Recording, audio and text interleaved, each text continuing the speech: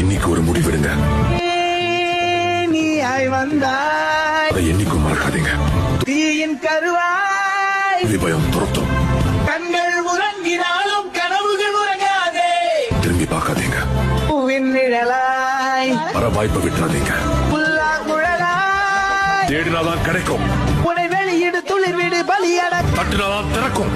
தகுதியாக முடிஞ்சா என்ன தடுத்து பார். வாழும் நமக்கு கதைகள் இருக்கு.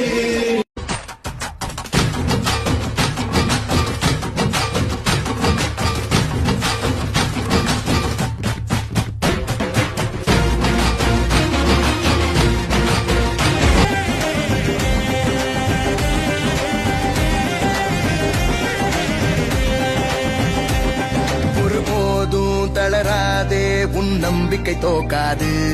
தினந்தோறும் எரதேட எந்த பறவையும் சலிக்காது.